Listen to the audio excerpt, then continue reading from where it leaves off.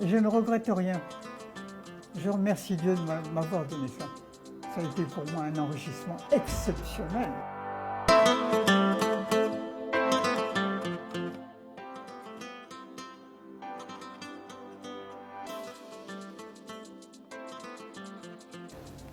Pas mal de choses à dire, j'ai une vie exceptionnelle, hein, et je remercie Dieu.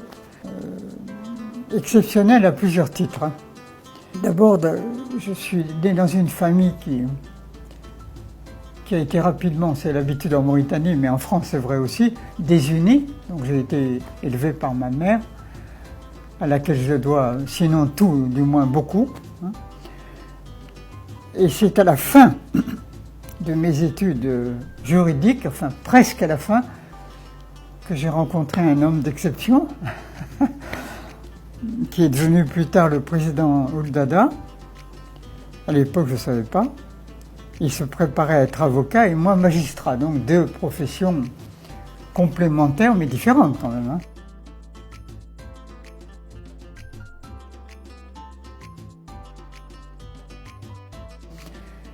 Hein. Quand j'ai connu le président étudiant, mes parents étaient déjà séparés par la guerre. Hein. Donc mon père de son côté, ma mère de son côté avec moi. Donc au fond, j'ai pas beaucoup connu mon père. J'ai un père comme tout le monde, mais je l'ai pas beaucoup connu et je n'ai pas grand-chose à en dire. Mais par contre, j'ai beaucoup à dire de ma mère, qui a été héroïque avec moi.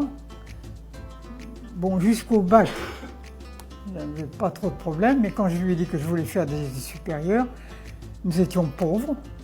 Elle était fonctionnaire, mais fonctionnaire moyenne, c'était pas un haut fonctionnaire, fonctionnaire moyenne. Et comme on dit familièrement, elle tirait le diable par la queue. et moi, je l'entraînais dans cela involontairement, mais j'avais envie d'étudier, donc elle a finalement accepté. J'ai fait des études longues, parce que je fais 5 ans d'études supérieures, c'est très long, à l'époque surtout. Et je lui dois pratiquement pas tout, parce que je dois beaucoup au président Mortar aussi, qui m'a apporté énormément, mais dans la première partie de ma vie, je lui dois tout. Hein. Si elle n'avait pas eu son dévouement et qu'elle en soit encore louée aujourd'hui, je ne serais pas où je suis. Hein, ça, c'est clair.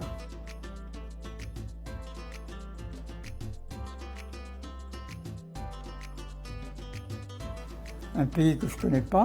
Je sais où est la Mauritanie parce que je connais la géographie, mais je ne connais rien d'Afrique. J'ai mis les pieds en Afrique, même en Afrique du Nord, qui était à la mode à l'époque, puisqu'il y avait encore la période coloniale, c'était la fin.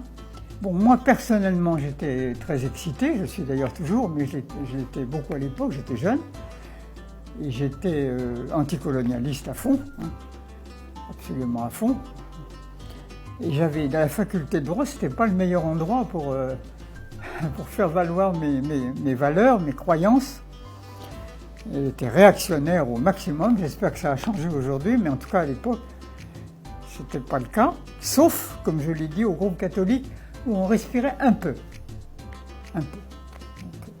Aujourd'hui, ça a dû changer, j'espère, mais à l'époque, c'était très fermé. Donc, il fallait avoir le groupe catholique, à l'époque. Et le plus drôle dans l'histoire, c'est là que j'ai connu le président. Parce que le groupe catholique était ouvert à tout le monde, y compris à ceux qui n'étaient pas catholiques, évidemment. Donc, j'en remercie Dieu encore aujourd'hui.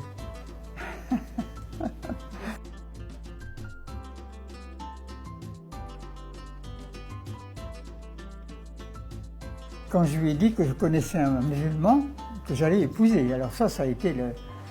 Bon, quand elle l'a connu, elle a changé d'avis. Mais elle avait des préjugés qui étaient attachés à sa culture, ou à sa culture moyenne, je dirais. Hein. Et à l'époque, on était en pleine période coloniale, attention. Les esprits étaient marqués par ça. Moi, j'étais anticolonialiste, je l'ai toujours été, c'est pas mon problème, mais elle appartient à une génération d'avant moi, donc l'Algérie, l'Afrique noire, tout ça, tu te rends compte, est-ce que tu réalises Oui, maman, je réalise, mais j'ai trouvé un homme d'exception. Et elle dit, qu'est-ce que c'est un homme d'exception? Mais je dis, c'est un homme d'exception. qui a des vertus, des qualités d'exception. Donc au début, elle était crispée et après, elle s'est décrispée.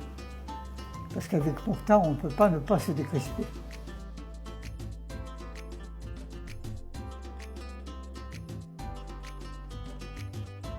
Alors, j'étais prévenu, hein. Le président était un homme honnête. Il m'a dit, je te préviens, il n'y a rien. Et effectivement, il n'y avait rien. Hein. Il n'y avait rien. Il y avait le petit Ksar, qui était plus petit qu'aujourd'hui, et il y avait la capitale, rien. Il y avait 10 maisons. Je les ai comptées, donc je sais de quoi je parle. Oui. Oui. Et je venais d'une ville où il y a plusieurs millions d'habitants. Ça fait un choc quand même, hein. Mais j'étais prévenu. Le président ne m'a pas dit, tu vas être dans les anses. Non, non. Il m'a dit, je te préviens, il n'y a personne, c'est le désert. Il y a des villes en Mauritanie, mais à Nouakchott, il n'y a rien. C'était difficile. Et surtout, moi, c'est surtout ce qui m'a gêné, il n'y avait personne avec moi. C'est surtout ça. C'est la solitude. Linguistique, pas un mot de Hassania à l'époque.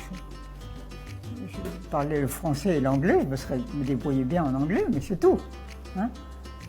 Donc un isolement, je ne me donne aucun mérite, hein, mais un isolement réel et très dur.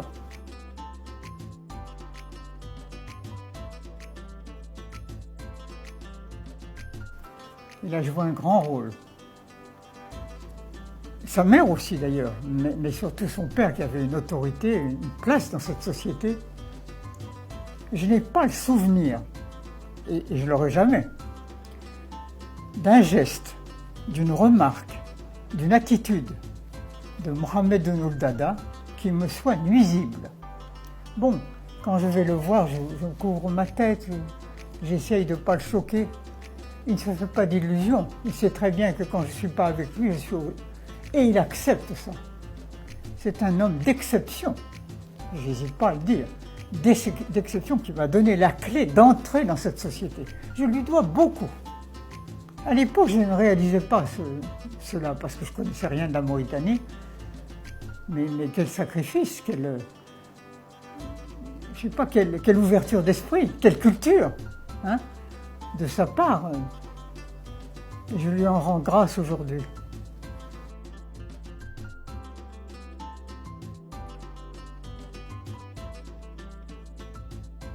Il y a eux et il y a moi. Alors, moi j'ai connu, je parle d'eux, les derniers, les derniers, c'est pas difficile, les tout derniers, notamment 2 familles qui étaient des gens bien, sur le plan moral. Hein. C'était des colonialistes, mais sur le plan personnel, c'était des gens bien. Je ne parlais pas un mot de Hassania, je ne connaissais rien, pas grand-chose de l'islam. Ces gens-là ont été pour moi quand même, je ne peux pas les jeter. Ils m'ont accueilli. Ils se sont dit, cette jeune Française qui arrive, elle ne connaît pas ce pays. Ils ont été, je ne dirais pas protecteurs, mais ils m'ont aidé.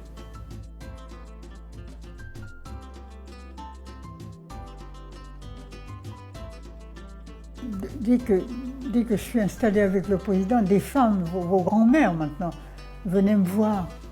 Curieuse, elle voulait voir cette Européenne qui est là, cette Française qui tombe du ciel, on ne sait pas qu'est-ce qu'elle vient foutre ici. Bon, je ne parle pas un mot, elle non plus, mais par des gestes et par leur amitié, parce qu'elles ont été exceptionnelles. Elles m'ont accueilli avec certainement des questions, mais ah, puis c'est Mokhtar l'a prise. Elles ne sont plus là aujourd'hui, c'était mes grands-mères, hein, donc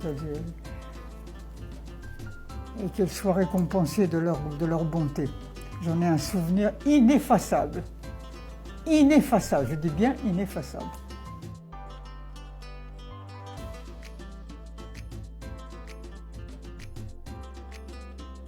Il n'y a dans ma personne rien d'héroïque, parce que sinon je serais parti.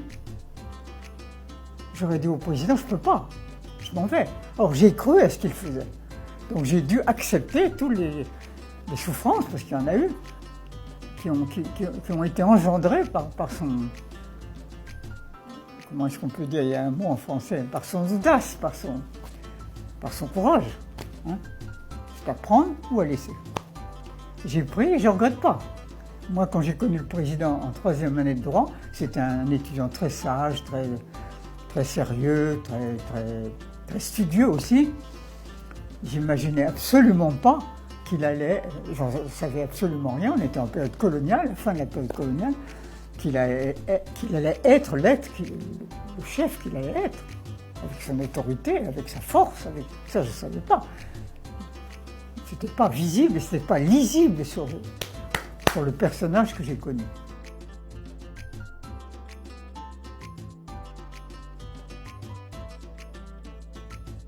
Nous sommes en 59.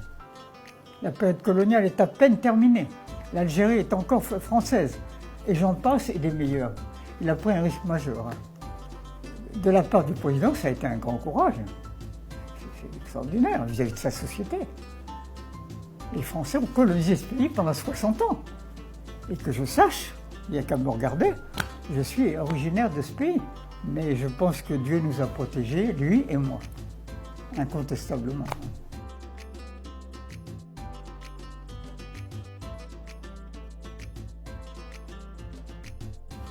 Bon, le président, c'est un homme, c'est comme tout le monde, il a des qualités et des défauts, mais je pense, ayant vécu avec lui quand même plusieurs dizaines d'années, que ses qualités l'emportent largement sur ses défauts. Des défauts, il en a sûrement, c'est un homme. Je crois que sa première qualité, c'est l'amour de son pays. Il n'a pas sacrifié sa famille, non, mais il a mis son pays avant tout. Ça, je peux le dire et je ne crois pas que je me trompe. Bon, pour moi, ça a été difficile, Il ne faut pas cacher la vérité, même si je trouvais qu'il avait raison. Et j'ai essayé d'apporter ma petite contribution à son œuvre, à ses côtés et derrière lui.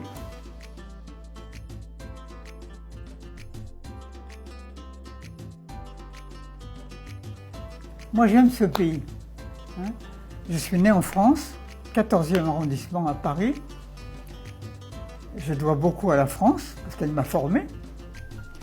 Mais je dois plus à la Mauritanie, parce qu'elle m'a formé d'une autre manière plus après.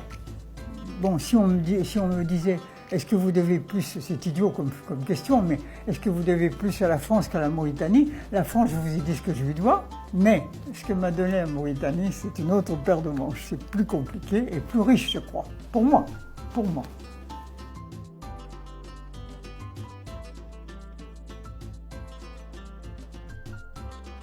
C'est l'histoire qui nous a poussés, au fait. C'est-à-dire qu'on n'avait pas tellement de choix. Ça a été pour moi un enrichissement exceptionnel. Qu'est-ce que j'aurais fait sinon? J'aurais été magistrat dans une province française. Très noble métier. Mais avec ce que j'ai vécu, ça n'a rien à voir. Absolument rien à voir. Donc je remercie Dieu encore aujourd'hui et je le fais tous les jours et plusieurs fois par jour.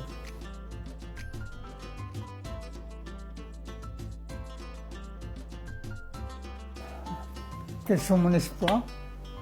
Quels sont les espoirs de cette société? Quelles sont les futures mamans, les citoyennes déjà?